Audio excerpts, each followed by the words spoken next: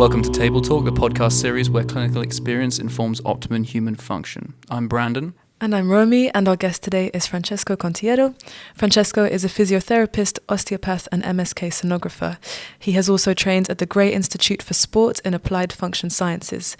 He was previously the head lecturer of Neuroscience and Neurology at the University College of Osteopathy. He is kindly joining us today to discuss his experiences working in these fields and how his understanding of neuroscience enhances his current healthcare practices. Welcome, Francesco. Thank you very much for coming on. Thank you for having me. Thank you, guys. Right, so to kind of get us started, we'd like to find out what your journey into osteopathy is and what drew you to the career. So just as a little bit of an introduction on me, I started as a physiotherapist, and my, let's say my undergrad interest was in neurology, neurological rehabilitation. And while I was working, while I was my final placement actually at University Hospital in Padova, where I qualified, where I grew up, my mentor actually was an osteopath. Actually, she was a final year osteopath student, which in Italy is a 6 years course. So it was a little bit, it's a bit longer, and you obviously it's a journey that you do whilst you are working normally. So she was working in the hospital and she was studying osteopathy, and I would say pretty much because of I was working in close contact with her and seeing the way she was approaching patients slightly differently from the colleagues physiotherapists, even the most senior physiotherapists. I kind of liked the more I'm not sure I like the word, but the more holistic perspective. So she did take into consideration a lot more the bigger picture, and also just more from a practical perspective, her manual skills and her diagnostic skills. So the clinical diagnostics in the different systems were a lot more advanced than what we studied in physiotherapy, and so I really liked it. To be completely honest, I didn't really have a 100% understanding of, I still don't, of osteopathies, and I certainly didn't have a 100% understanding of what I was getting into and what was expecting me in the UK. But yeah, I decided to come and study in the UK osteopathy, and I'm very glad I did it. So what's your journey been like since you've qualified as an osteopath professionally?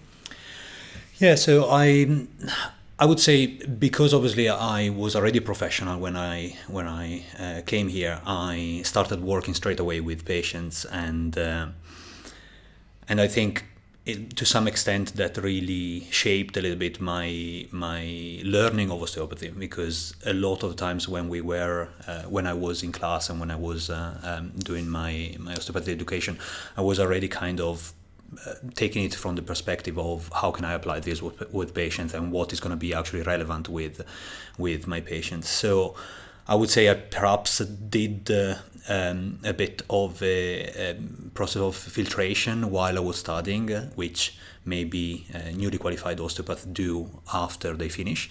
But yeah, I found the course itself I was very finding everything a lot very interesting, and I would say even because I had previous knowledge that allowed me to focus on other things that I wasn't so strong at and that weren't my strong suits in terms of clinical education and practice. And so it's very difficult for me to say when I started treating as an osteopath from my previous physiotherapy practice, but I would say kind of they blended together. And once I qualified, I had a little bit of a mix of the two in clinical practice, and obviously that has changed over the years now and has been quite a while, but that has advanced over the years again. Okay. Given that you studied at the Gray Institute for Applied Functional Science, how is your use of manual therapy integrated with your knowledge of biomechanics to kind of set you apart from other clinicians? Oh, that's I'm not sure it did set me apart from other clinicians. I think my education with the Gray Institute definitely opened my eyes early on to to the possibilities that active movement and active intervention had with a range, a spectrum of patients. So, many times when I talk to colleagues and when they are aware of what the Gray Institute is and what applied functional science is, there is always this idea that that's only applicable with sports and with athletes, etc. But actually, it's just a much more varied and richer way to look at human movements and biomechanics. And so I would say that I still, to this day, I still use manual therapy, and I still do hands-on approach, or that's still part of my approach. However, the way I look at patients, both from an assessment and from where I want them to get to when we finish the journey together, is definitely influenced strongly by biomechanics, by active movement, and I would say pretty much, credit to the Gray Institute that's mainly my education on it. It really changed the way I look at things, changed the way I look at movements and patients, etc. You mentioned active movement, so we know that you're a big CrossFit athlete. Can we call you an athlete? Well, no. We'll call you an athlete. A very average, on the low end of average athlete. Well, not compared to most people. He's just being modest. But we know that you have a lot of your time is spent training physically, and we wanted to know how your personal physical training influences your treatment approach. I guess it's also connected to that new perspective that you have on biomechanics. I'm just wondering if you could talk about that a little bit. Yeah, that's an interesting question, because I think that is obviously, for me, is obviously biased towards the sport that I practice, and I love CrossFit, and I love the CrossFit community. I've been involved with CrossFit since 2018, so it's been a few years, 2017 maybe even. I think perhaps there are two ways that kind of plays a part in my professional practice. The first one is that when you do work with athletes, I don't think is a requisite, it's a requirement if you want, but I do think it helps if you have a good understanding of strength and conditioning and periodization and training plans, training programs, etc. And so the fact that I've a little bit, potentially probably because I'm interested from a professional perspective as well, the fact that I trained a lot, and I train still now a lot with different programs. I try different things. I've tried different diets. I tried different routines, etc. That kind of gives me a little bit more of an understanding of what my patients might go through, especially if I see athletes or fitness enthusiasts in the clinic. And I would say the other side of things is that this wasn't really something that I looked for, but I found myself working a lot with CrossFitters and with CrossFit athletes. Obviously, you to some extent you attract a little bit the clients, the patients that you would like to see, and so I found myself working a lot with weightlifters, with CrossFitters, with gymnasts. And I do think that to some extent, if you have a good understanding of what the sport requires and what is the movements that are needed for these athletes, and to some extent, if you even went through the same struggles to get to refine a specific athletic or a technical movement, that gives you a different perspective and allows you to connect a lot more with these patients, both with them personally and with their process of recovery. That makes sense. Okay, thank you for answering that.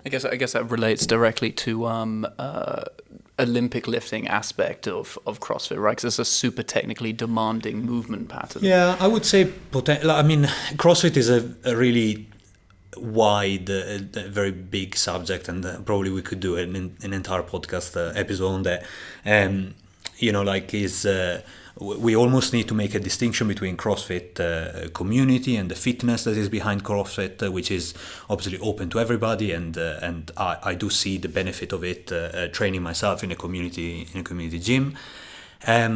But then there is also the sport, so the actual competitive side of things, and on the competitive side of things, or the really enthusiasts in the world of CrossFit, I would say the Olympic lifting is not the only thing that is technical. A lot of movements become needing refinement, and they need to be very high skilled movements to avoid injuries and to enhance performance.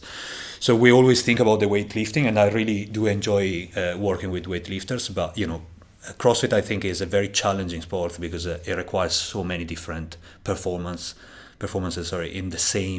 within the same domain, within the same competition or training plan, etc.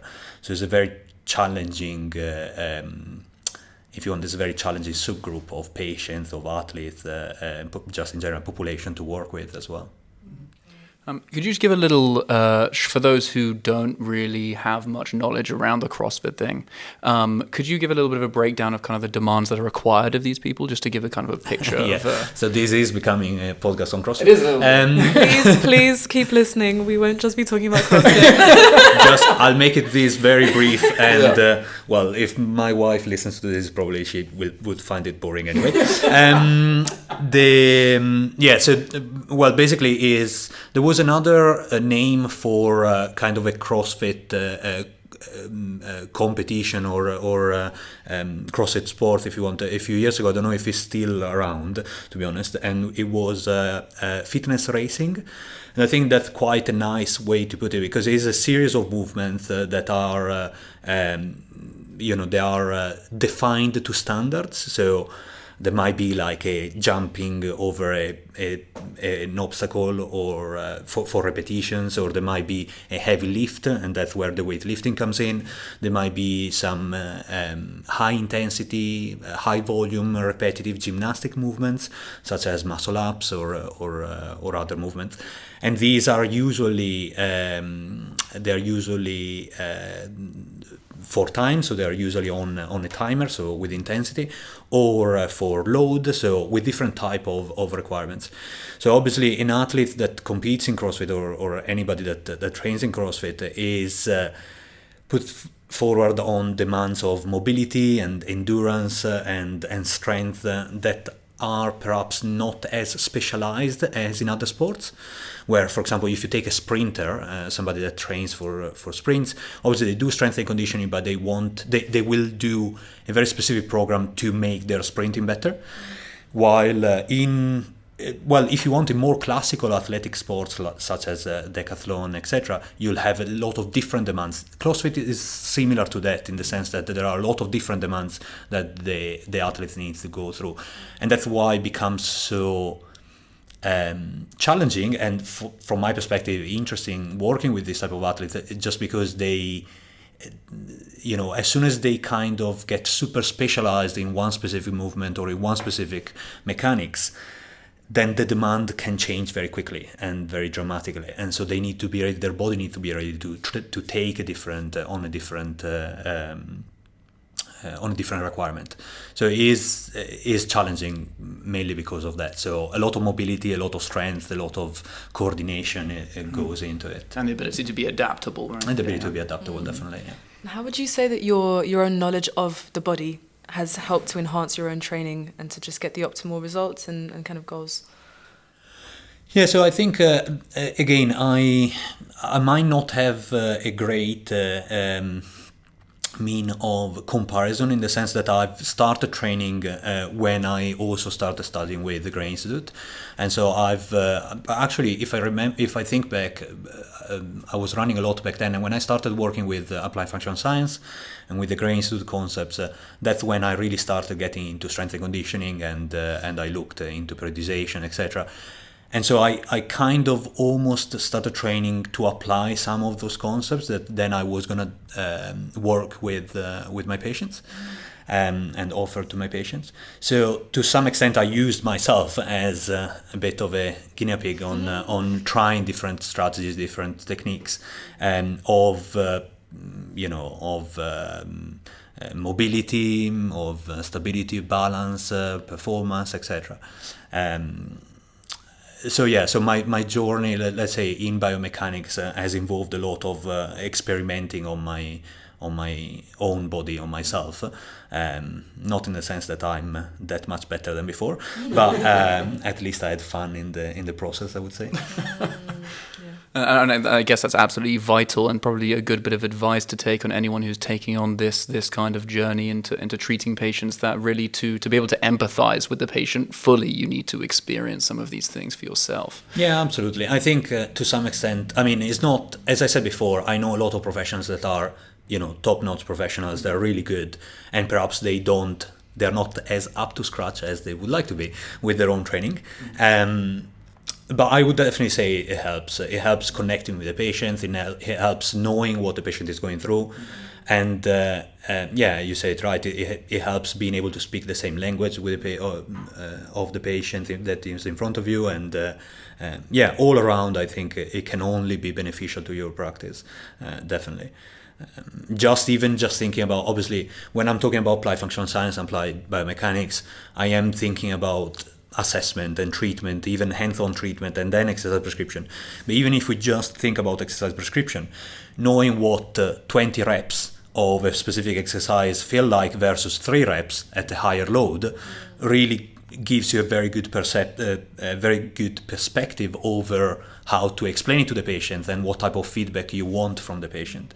So I think that's really useful. If you work in sports in particular, you need to have a little bit of that background. That's really, really useful consideration. And I was wondering if you're just thinking about addressing clinicians who are a bit younger in their practice, what kind of considerations would you say that we should probably have when we're talking to athletes in terms of being respectful of their goals and the struggles that they're going through and the hopes that they might have? How would you kind of approach a consultation with an athlete versus someone from just general population who doesn't really have those kind of that lifestyle? Yeah, it's an interesting question. I would say, generally speaking, I tend to approach both groups in a similar way, in the sense that I still want to understand, whether I have in front of me a competitor, or if I have in front of me somebody that only walks to work as a main physical activity, or somebody that maybe is not even that keen on that. I still try to explore what is the physical requirements. What are the physical requirements of their body during the week, during the week. And so obviously the main difference is that when you have a competitor, they might train multiple times a day, they might have a very specific program that you can have a look at. So you have to some extent it's a bit easier because you know exactly what is going to go through their body. Obviously with the challenges that working in sports medicine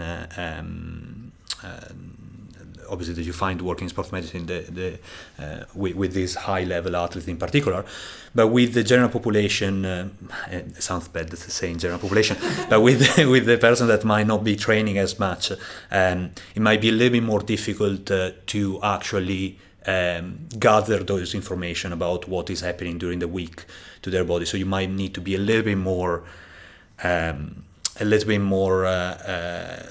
question active, in terms of you might need to ask a little bit more questions. You might need to ask the same thing in a few different ways just to get the answer you want, to really understand what is going on through their body. Because most of the time, many patients don't even consider that something might be relevant for their presentation. And so if we really want to explore the bigger, what we in osteopathy we call the bigger picture, and in osteopathy and in physical medicine in general, we call the bigger picture, we need to ask those questions. So it might be that the athlete is a little bit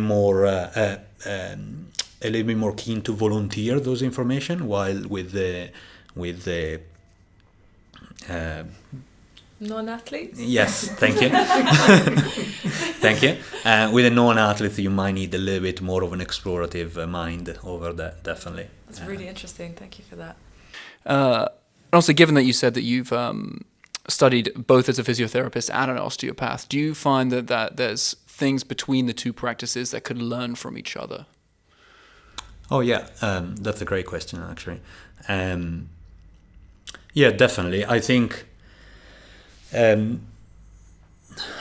potentially, I mean, saying osteopathy is a huge. We already have a problem there, in the sense that there are very different standards of osteopathic education in the world. If we just focus on Europe, because obviously professional figures are different overseas. If we just think about Europe, even in Europe, there are very, very much different ways of practicing and learning osteopathy. So the osteopathic education in Italy is very different from the osteopathic education in France, in Germany, and in the UK. So I feel like, just as a introduction to this answer, I just want to say I'm obviously speaking about osteopathic education in the UK, because that's what I am mostly experienced on. So I think definitely there is a little bit of there is ground that the two professions can help, let's say, each other in. There is also, to some extent, a professional identity though through that. And I mean, in general, like if you ask a patient that had the experience on both, or if you ask a professional that had the experience on both, the old school answer is osteopaths work a lot with their hands, and physiotherapists work a lot with exercise therapy. I do believe this is a little bit reductive. Just for once, I consider myself very much an osteopath, and I work a lot with exercise therapy. And to be honest, before starting osteopathy, I worked a lot. I learned fascia manipulation concepts, and I worked a lot within manual therapy and manual therapists as a physiotherapist. So I wouldn't say that I became a manual therapist because of osteopathy. So I wouldn't say that osteopathy needs to learn exercise and the physio's manual therapy side of things from the other profession. I would say the main thing that I think is definitely an added value to my practice from the osteopathic side of things is the ability to appreciate multifactorialism, both in the assessment, the diagnosis, and then the treatment of my patients. In the sense that as a physio, and don't get me wrong, again, I'm generalizing, and I'm sure there are a lot of physios that are very woken to this, and they really look at different factors playing a role in their patients. But generally speaking, osteopaths tend to really focus quite a lot on the bigger picture, really focus quite a lot on what is going on within the patient life, to taking care of the patient rather than of their shoulder presentation or knee presentation or spinal presentation, whatever they are coming in with. So to that extent, I think the ability to appreciate, assess, consider multifactorialism, and then treating these with the open mindset of, many factors might play a big part in the patient recovery. And, it is a little bit out of arrogance that we try to find the main factor that is going to make them better, just because we know it in medicine in general, and in physical medicine maybe even more. There is very rarely one single thing that you can change on the patients to make them better. So I do think, in the big scheme of things, osteopaths are a little bit better at this appreciation, and also at the fact that there is a clinical uncertainty which is intrinsic to the practice of medicine and physical medicine in specifically. And and as a profession, I think osteopaths are very good at appreciating that uncertainty and actually working within it. As a physio, when I was training as a physio, there was very much a feeling of specialism, in the sense of, I work with a lot of physio colleagues, and a lot of them are specialist physio for tendons or for ankles or for shoulders, etc. While obviously as osteopath, I would tend to think that thinking about a regional specialism such as this would go against a little bit the osteopathic ethos in the first place. So I would say from an osteopathic perspective, potentially one thing that osteopaths could do a little bit more and could learn more from the physiotherapy profession is perhaps the measurability and the ability to keep track of patients' assessments, but also of patients' progress. In physiotherapy, we tend to use a lot more scales. We tend to use a lot more standardized tests, and with all the limitations that comes by using these tests, they also do provide a certain amount of transferability in terms of the patient care in general, and they do enhance patient care overall. So I do think that we could perhaps do a little bit more in osteopathy on that side of things. Definitely, yeah. It's true that the uncertainty within osteopathy is something that we will have to grapple with, and it's really, really challenging to do that. But at the same time, you've found, I guess, an external tool to help you make your findings and the progression more objective through MSK sonography. And I was just wondering how that enhanced your practice. Yes and no, in the sense that I was introduced to sonography maybe 6 years ago, and then my interest grew, and I worked with a colleague in clinic, and ultimately I did my certification, and I started using it in practice, and it has been a few years now that I use it in practice. I would say that it kind of, so when we are looking at tissue causing symptoms, diagnosis, when you're looking in particular in acute injuries, but also on progressive injuries, overload, etc., MSK sonography in general does provide an extra, if you want, an extra layer, an extra level of diagnostic accuracy. I wouldn't say that is an exact science, as with any type of imaging. The clinical side of our understanding is probably the most important anyway, but it does take away a little bit of guessing work. We don't normally use sonography for monitoring. It's just not a great tool for monitoring. And, well, you can use it for monitoring, obviously, progression from acute injuries, post-surgery, etc., but not for the most common condition we scan for, which are tendinopathies, etc. So, from an assessment perspective, it's definitely been a very valuable tool.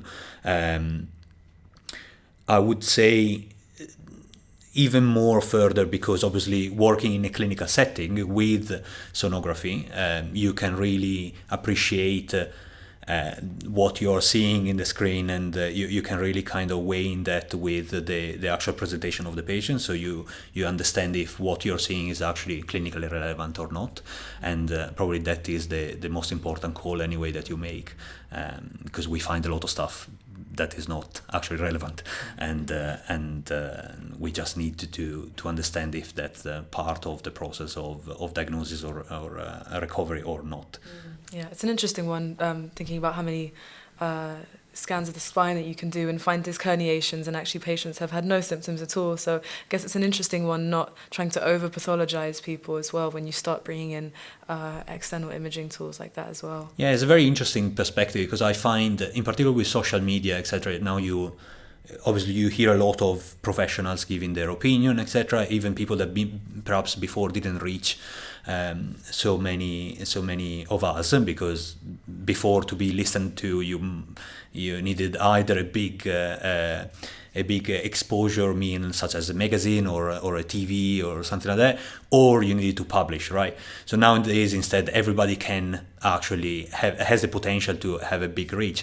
So it's interesting that I find more and more in modern physical medicine, I find that whilst osteopaths were used to be considered very biomechanical, very structural in the way we look at things, etc., it's almost, I find, to some extent, things have kind of flipped, and now I feel among the network of clinicians I work with, my osteopathic education, my osteopathic perspective allows me to take a step back and look more at the bigger picture with the multifactorialism of it, the biopsychosocial multifactorialism, while the the half of me that is a physio really want to kind of or would like to find the tissue causing the symptoms and to follow that within a rehab process of recovery. So a lot more to some extent, and I don't want to this word to have a negative meaning, but a little bit more reductive within, more specific, let's say, within that finding. I think sonography, when I learned sonography, it was a little bit of a difficult process for me because I had to go back to that specificity and that reductive approach to actually learn it. And then, when I was using in practice and when I was a bit more confident with it, etc., I always had to almost have an inside voice saying, okay, take a step back and look at who you have in front of you, not at the knee that you're scanning, not at the shoulder you're scanning, and just keep in mind, what other factors are playing a role in this patient, because yes, you might have found A, Y, Z, whatever, but the recovery that the patient needs to go through might actually be grounded on other factors rather than just the tissues and what is happening in the tissues. So it's a tricky one. I think Danny Church, who's one of our reputable tutors, he was probably also one of your colleagues when you were teaching here, he always has a bit of a joke where he says, if people come to you with an elbow problem, chances are it's the elbow that's got something wrong with it, and we don't always have to do an osteopathic road trip, I think he calls it. So it's an interesting thing to kind of have to play with the uncertainty and maybe even use it as part of the placebo that you're also working with, but then also have that certainty in the findings, but not over-pathologize. It's very, very complex. But you mentioned that you work within a clinical team, and I wasn't sure how closely that was, but I was wondering how useful you found it to be in communication with other people in this profession for your own practice and yourself.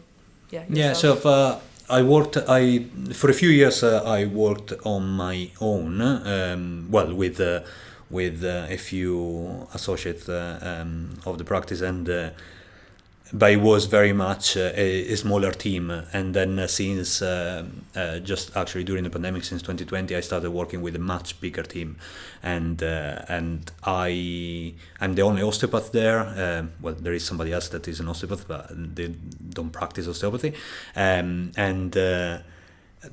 so I mean, definitely the first thing is that I can say on that is that definitely is challenging in a good way, in the sense that everybody has their own skills and specialism, if you want. And this is a team of very good, very competent clinicians, which just obviously keeps you on your toes in terms of whenever it happens that we discuss patients or we share patients, etc., which is a great thing. And I think, is one of the things that I was mostly missing before. I find it very, very good. We once again, I would think we would fall into arrogance on thinking that my approach will benefit every single patient will come across my path. Having different professionals with different specialisms, with different skills set is really useful, because you just have more options, more possibilities of working for the care of a particular patient. So that definitely has added quite a lot to my practice for my patients, but also for myself, just in terms of discussing with a colleague is a great way to open your eyes on the fact that you need to know a little bit more about something, and so then you can go and research it, or you can collaborate with getting more insights on it and stuff. So I definitely see the value of it. Yeah, and having those kind of conditions to work under will, I'm sure, will keep you almost accountable for the treatment that you're providing. But are there any other things that you take into your practice or you do surrounding your practice that avoid you becoming stale? I think potentially what I just said, like in the sense that the most important thing, the most useful thing that I found over the years is really the communication, the networking with other practitioners, with other professionals. I find it. Unfortunately, we're all very busy, right? So we don't. one thing that I really like doing, but I don't do enough, and every time I get to do it, I'm always like, oh, I should really be doing this more, is going observing other practitioners. And, this might be observing surgeries or just going and seeing a clinic of maybe a consultant, but also physiotherapists. And literally even just, I have a break, I have an hour gap because I had a cancellation or whatever in my day. Why don't I jump in the room next door and I just assist to a consultation by a colleague if is allowed, if the patient is consenting. I think that's probably one of the easy trick that I found most useful. It's just such a good way to, it's funny for you guys because obviously you are now you still probably spend quite a lot of time observing each other, and obviously within undergrad education it becomes a little bit boring sometimes, and I recognize that. It's difficult to keep up with your attention all day. As a professional, I think is really something that we don't do enough generally. So you'll see once you're in practice, and when you do it, it's so refreshing to actually being able to sit back and reflect over the practice that is taking place in front of you. So that's a huge help for me to just even in my head forming ideas over, I need to go and have a look at this a bit further, or I've done the same thing with another patient, good job, or maybe that needs a little bit of refinement, or this could have been communicated better or differently, etc. And usually it's differently rather than better. There's no judgment over it. But I think that's probably the strongest point for me. And then, as I said, just we are, I think, working in London in a place like London where there are many practices, therapists. The network you need to have a very strong network of referrals, etc. It is an environment that just promotes a little bit of that self-development, and also perhaps because the competition from a business perspective is so high. If you are a sole practitioner in a rural place, you might be the only practitioner for miles. You have a little bit more of a safer practice in terms of marketing. In London, obviously things are a little bit different, so you need to upscale your game depending on where you're working, what type of environment. And I think that kind of, to some extent, promotes a little bit of self-development anyway. But I think working with other professionals is probably the most useful trick in my sleeve. Thank you so much for that tip. We never hear about the importance of observing when you become a postgraduate. I've actually never really heard of the importance of that before, so that's really useful. And it makes complete sense, because by observing you're also reflecting, and you remember things better when you see them done extremely well or terribly. I guess it works both ways. Usually well. Hopefully usually well. And I was wondering, just talking about reflection, if you could share a few cases or experiences that you find really shaped your practice, a few things that really marked you, patients that you saw, situations that you were in that shaped you today. Again, this is an interesting question, a difficult one to some extent, just because obviously I've been in practice for quite a few years, and what that means is that there might be groups of patients or experiences that have shaped a little bit more the different education pathways that I've undertaken over the years. I would definitely say that when I was starting studying osteopathy and was already working in MSK as a physiotherapist, plenty of times I realized. I'm also aware that obviously there might have been a little bit of a induction process from me, because obviously I was studying these concepts, but a lot of times I found that working less specifically on the tissues and more on a overall capacity of the body and overall capacity of the person in front of me was really paying off quite a lot. And sometimes actually, to be honest, both things were really necessary. So you might have a patient with a knee pain that is now becoming subacute slash chronic. and you can throw anything you want, everything you want to that knee in terms of tissue preloading, loading, demand, recovery, etc. But actually, until you look at the bigger picture and you increase the capacity of the entire person, things don't go either as fast, or they actually don't progress well. I think that was something that pushed me to almost switch a little bit my approach. And now, even when I ask questions in the assessment, I almost start from the bigger picture, just because I want to make sure that even if I'm definitely going to, something that I say to my patient usually is, okay, what can I do for you? You came here for your lower back. Well, I can assure you that we're going to talk, and I'm going to ask you a lot of questions about your lower back. But first of all, just tell me a little bit about yourself. And that allows me to look a little bit at the bigger picture, and so that maybe I don't focus on it straight away, but I already know, and I can make a note. I already know that I'm going to have to go there at some point, or that I can't miss that side of things. So definitely that was a big, something that I've learned in first person, just because obviously I focused a lot on single joint and being specific with my rehab, and I was used to look at the best protocol, best exercise for the specific tissue causing symptoms, for the Achilles tendinopathy, for the shoulder impingement, etc. And then actually I started realizing soon that I had to attach the patient to that tendon or to that shoulder. I needed to look a bit further and understand why the patient was progressing the way they were, or non-progressing the way they were. So that was a big one. The other thing I think is More recently, my practice has changed quite a bit, because I did a postgrad certification in independent prescribing. So I became a prescriber, and I started integrating pharmacology in my clinical practice. And I think that, again, to some extent, I've done that because working more and more as an osteopath in a clinic where I'm the only osteopath, I see a lot of spinal pain, and I see quite a lot of neuropathic pain.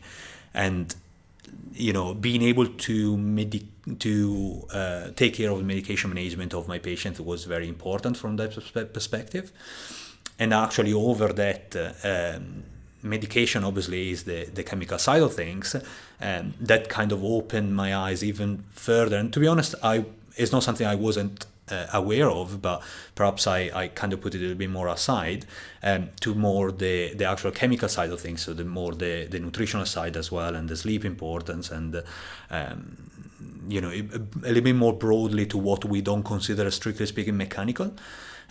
So that was again a little bit of a shift that I'm still ongoing at the moment, which has definitely been important. Wow, that's really interesting. Yeah, because we talked a lot about prescribing rights in osteopathy recently. Yeah, it's something that I think would be a super valuable tool to have on top of at least being able to have the knowledge and the capacity to be able to adjust patient medications, rather than having to go through that referral pathway back and forth from a GP to be able to change things that are potentially causing problems within a patient's presentation. Is a difficult subject. Is not that straightforward, because obviously there are a lot of there are a lot of requirements on the prescription pathways, and also there are still a lot of limitations, in the sense that it's not just because the law allows you to prescribe something that then you end up prescribing it, or you strictly speaking you want to prescribe it. It just gives you a different understanding of it, and most of the times is just an added value to my clinical care, even if I don't prescribe for that patient, but I can kind of understand a bit better the perspective over it, or I can communicate with the GP a little bit more appropriately. And I guess another factor is that you're able to give appropriate advice. Because you've done the education, you have the backing to be able to give that kind of advice. Because that's something that I think limits us a lot in osteopathy. But obviously that might change a 4-year degree into an 8-year degree pretty quickly. Yeah. I mean, in different countries there are different possibilities, right? Like I think in the States, osteopathy started very similarly to what you are, the journey that you are going through, guys. But obviously then over the years, and I'm talking about many years ago, over the years has become a lot more aligned with the medical doctor rather than the doctor of osteopathy. So the MD and the DO became a lot more aligned, and I potentially think, or at least I've spoken to overseas colleagues and stuff. I possibly think that the medication is one of the things that has driven this alignment between the two, and the surgery, etc. Although there are obviously still osteopaths in the US that practice more like we would consider osteopathy, and rather than more the orthodox mainstream. Would you say that you use the principles of osteopathy in the back of your mind in practice, or there's a big debate about whether they should be kept in the official documents and things, and I was wondering what your take on that was. I know it's quite a debatable topic. I mean, again, these are all interesting questions.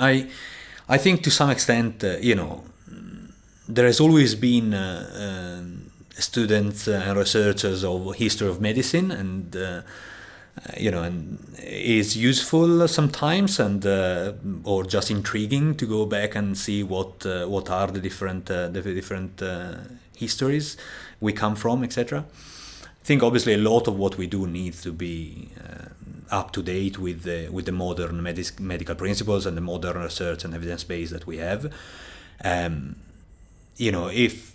If we wanted to paraphrase a specific principle or a specific quote from Still or whoever under the light of modern medicine, I don't have any problem with that.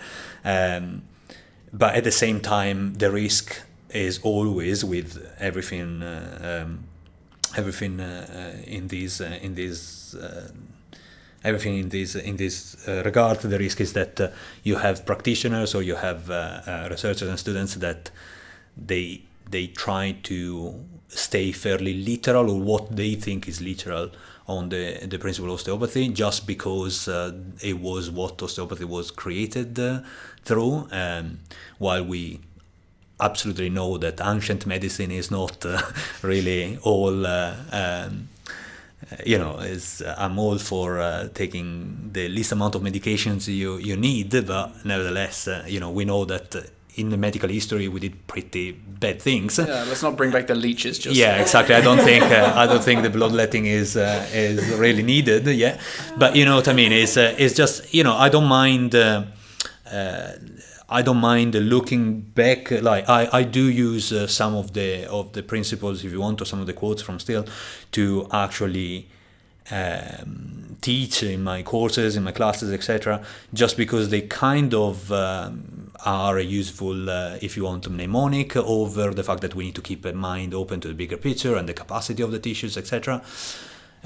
I don't think they are outside the evidence-based medicine domain if you don't want them to be, but you can bring them out, and it can kind of drag you into a little bit more of a absolutism, if you want, or a little bit more of a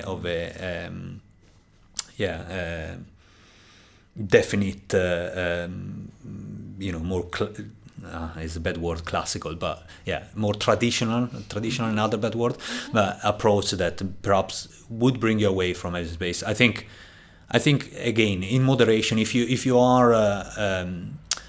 are using evidence-based medicine and you're using and you're reading evidence-based medicine through the lens of osteopathic principles, then I don't have a problem with it in general. I think that's a really nice way of putting that, is that you can see them within medicine, but you can also take them out of it. And I think that's where the line gets drawn and things start to become a little bit dodgy. I think it's always, you can always read things through different lenses, right? And you can always interpret very short sentences the way you want to interpret it, right? I think osteopathic principle is pretty much on the same page of that. So it just it depends on the interpretation that you give them.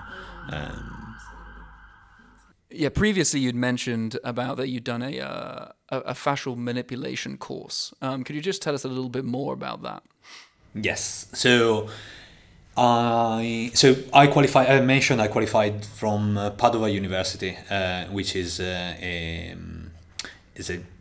town in the northeast of Italy, just north of Venice, and Padova is very renowned all over the world for for an anatomical research group, which is led now by Carla Stecco, who is an orthopedic surgeon that has dedicated her life to what was her father life work, which is the studying of fascia. So I would say that the first time that the first way for me to understand a little bit what fascia is and to get to know a little bit the concepts around fascia was right in my undergrad education. Not because we did a huge amount of it. I do hope that now is more integrated in the course. I'm not sure about it. But because being in that environment, obviously you knew that a lot of publications were coming out of it, and so you would read we did meet Dr. Stecco a few times, etc. And so it was a huge influence to the beginning of my understanding of body mechanics, biomechanics, etc. Then straight after my university, my undergrad studies in physiotherapy, I collaborated with an education company in still around the Padova, on teaching some integrated manual therapy courses. So I basically was a teacher assistant on some Maitland. We had some Kaltenborn that was also part of it. They weren't like full courses on Maitland or Kaltenborn, and they weren't full course on fascia manipulation, but we had element of it inside. And so because obviously I was assisting on it, I was very interested in it, so I did my studying and my research on the Stecco's concept, and so that kind of was, as I said, very important for the way I started looking at the human body as a connected mechanics. And so I would say that influenced quite a lot. Not only the way I looked at biomechanics and in clinical practice, but also then when I started teaching here a few years later, obviously my take on neuroscience and neurology, especially when looking at neurology and neuroscience for osteopath and for practitioner of manual therapist or practitioner of physical medicine, very much took into consideration what I studied and what I understood the role of the fascia system was in motor control, motor coordination, and in mechanics and recovery for the patient. So the fascia manipulation course itself is a very structured, if you want, and that's a good word for it, a very structured course that I think is 3 levels course that you can do and all over the world, and is a good course, and it's obviously, as you probably know, the Stecco studies are the top in terms of anatomical studies on fascia. I do think I've integrated it in different ways in my practice rather than what the course itself taught me, unfortunately, 12 years ago. And so I kind of have my own take on what is on the way of utilizing fascial system understanding in clinical practice, definitely. Interesting. And how does that how do these fascial structures play a role in how our tissues retain that kind of pain memory that we talk about? Does that reside in the fascias or in different structures? That's a very interesting question, because it's a very complex question in a sense that obviously it would need a fairly tight understanding of the role of the fascial system in neurophysiology and in motor control, motor coordination. Also, I don't want to mix two different distinct concepts. So I definitely think the human body does respond with adaptation to reoccurring stimulation, and so if you put your body through a specific demand, your system will change to adapt to that demand. We know that both from a neurological neuroplasticity perspective, which is the go-to, let's say, of our understanding of it, but we also know that is true in terms of musculoskeletal, and I would probably call it nowadays, we should really be calling it neuromyofascial perspective. In that sense, where we are a little bit at the edge of the research, because we don't have a full demonstration of it, but that's what the research is looking at more and more, is how reversible or not reversible are the fascial adaptation or the myofascial adaptation that the body undergoes when exposed to a repeated demand.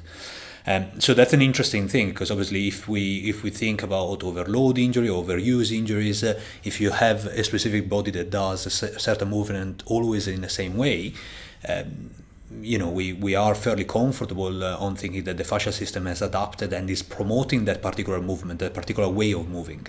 So when we are treating that body on trying A, to increase the capacity, B, potentially to change a little bit the way that body is moving, so that we can hopefully promote a different type of mechanics, a different type of loading, so that we don't fall into the the overload anymore, then we will have to consider that, we will have to look at that fascial mechanics. Now, how that is practically different from considering it just muscular, that's a difficult thing, just because, in a research environment, yes, it's important that we investigate it. Does that make a huge difference of the practical application of an exercise prescription or an assessment? Well, I do think to some extent there are some aspects of it that do influence the way we look at assessment and treatment from a fascial perspective versus a muscular perspective. We know, for example, the old paradigm of muscle contracting, moving bones through tendons is very much true for a performance movement or an athletic movement, but it's not so true when we're looking at postural mechanics or when we're looking at submaximal contraction, and that actually there is a continuity of the fascial system that develops within the three planes of motion through all the joints of the body. So thinking about that, for example, it might be worth it, it might be more relevant to look at movements rather than contractions. And so I do think this is the fascial system in this sense, or the fascial sciences do promote our view of, even if you want, what I found the Gray Institute promotes in viewing the human movement as three-dimensional and our assessment as explorative rather than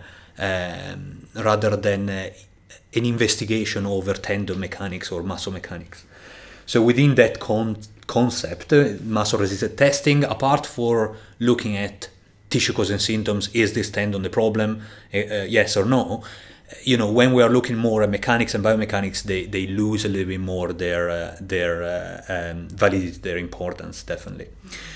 The other thing is, obviously, when we are looking at the neurophysiological role of the fascial system, we also know that the different ways fascia can be pulled and stimulated by different either neighboring tissues or further away tissues is able to change the actual stimulation or the ability to fire determined motor units. So that again is potentially the background physiological framework that we use when we're thinking about priming different muscles with either activation techniques or pre-stretching techniques, etc.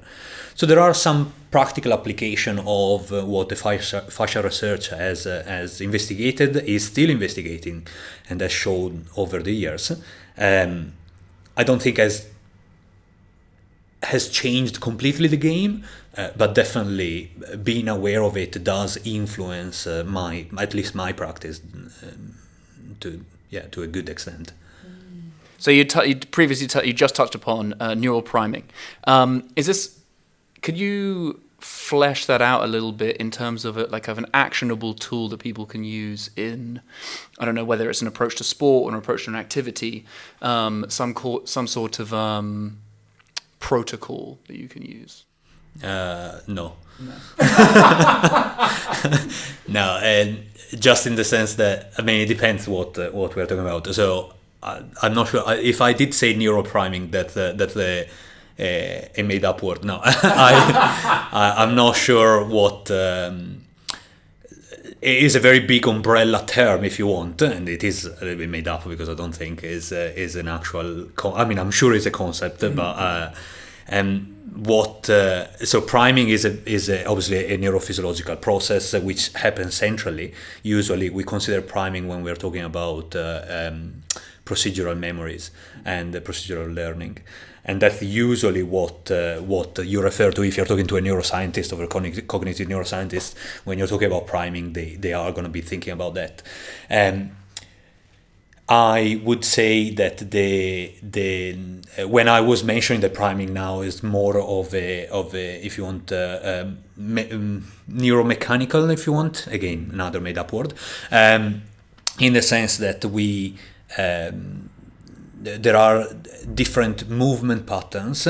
There are different movement requests or actions that you can ask a patient to do, which will influence the way they will use their body on the following action. So, and this is used very much in coaching, right? Like if you need to coach a specific movement, you are a tennis coach or with lifting coach or whatever, you might use different exercise or different attention techniques, etc., to prime a specific outcome from the actual performance that you're trying to change. And actually, we do know that research shows that if we are using external locus of attention in these primers rather than asking them to do something different with their body, we are actually much more successful on the speed of the learning process of movement execution. To some extent, I do think that the treating patients is not different from coaching them when we are looking at the physical side of things, to be specific. And so, yeah, finding the right, in my practice at least, and again, I'm just going to talk about my practice just because I don't want to generalize with concepts that might be defined differently by different practitioners. In my practice, when I talk about priming, is asking the patient asking the patient to execute different movements in a way that is going to influence their actual function, so what they want to achieve. That might be their walking, or it might be their tennis swing, or it might be whatever, and these movements usually are a bit of a blend of my understanding over what is needed from an attention perspective or distraction. For example, sometimes you mentioned pain memories before. Like if there is something that is very cortical, very upstream in the neuroaxis, then distraction techniques can be very useful for it, and it might be just what is needed to prime the tissue to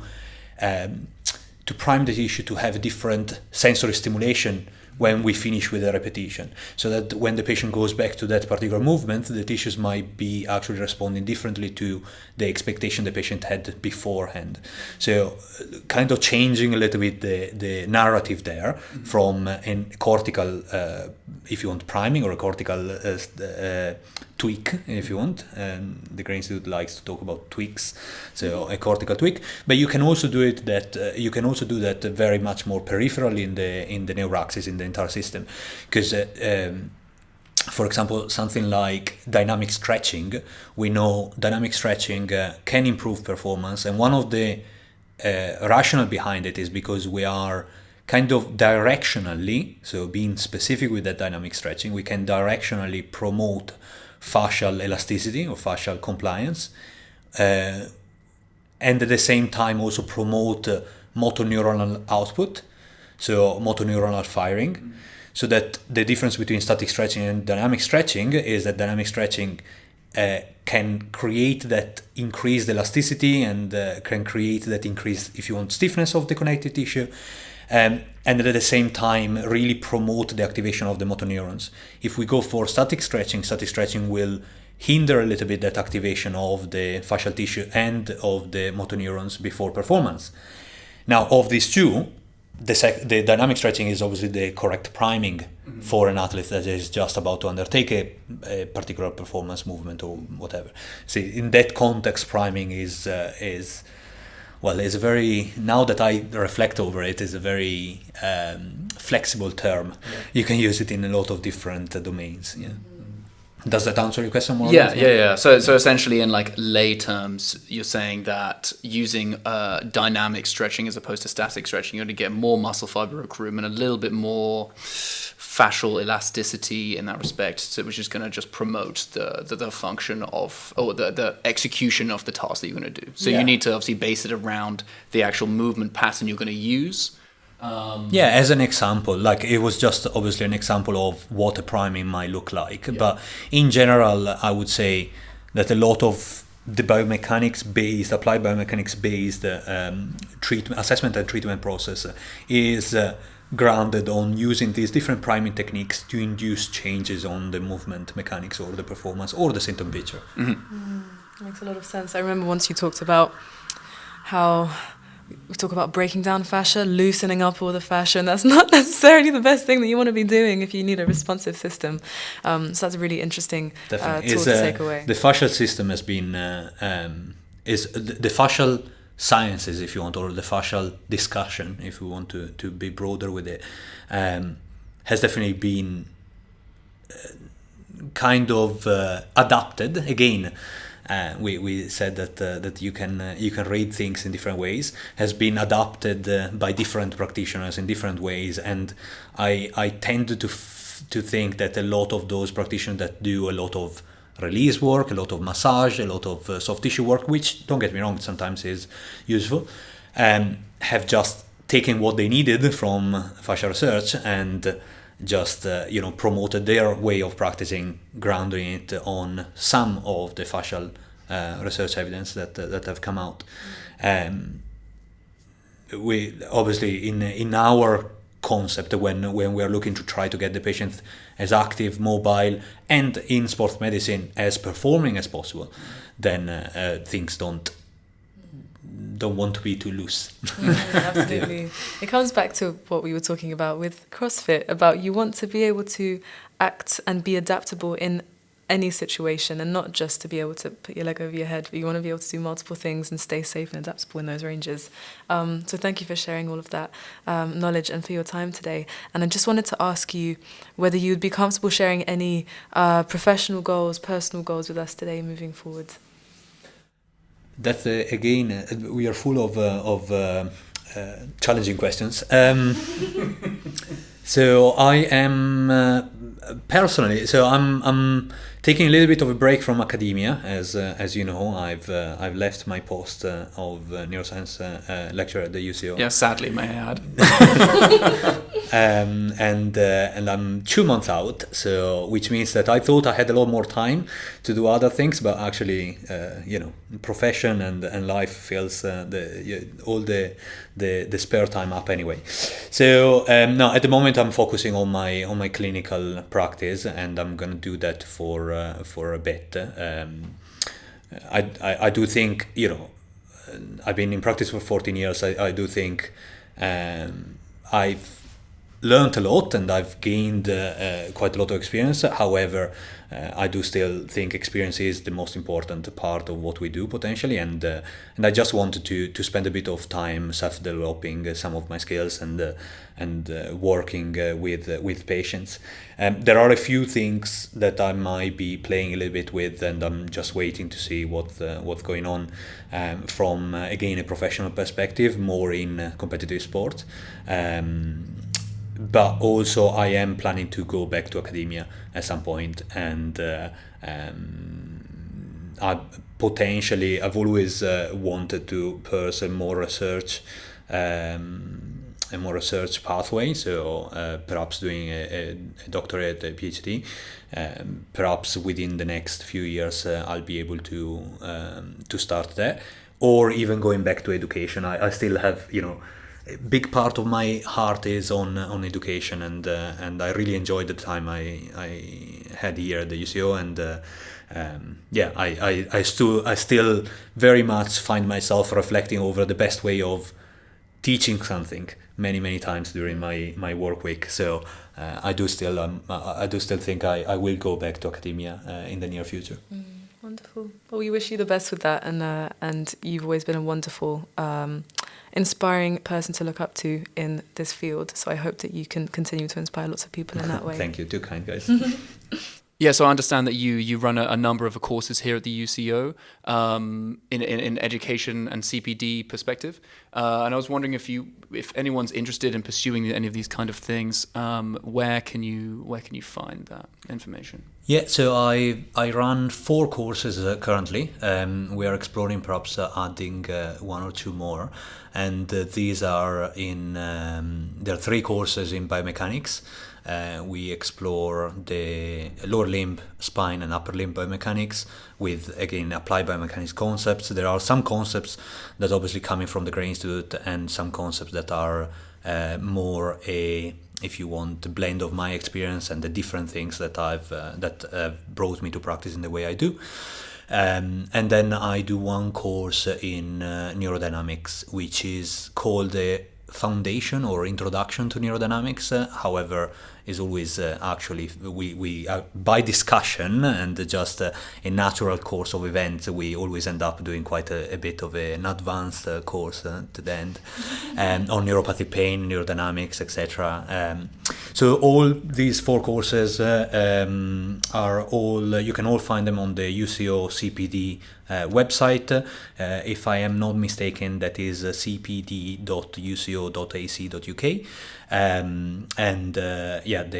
They are all 4 courses are in the plan for the 2023. Probably, hopefully, gonna repeat them each twice in 2023. So in the coming year. So yeah, it would be great to see some of you there. Fantastic. I'm sure we'll see many of you there.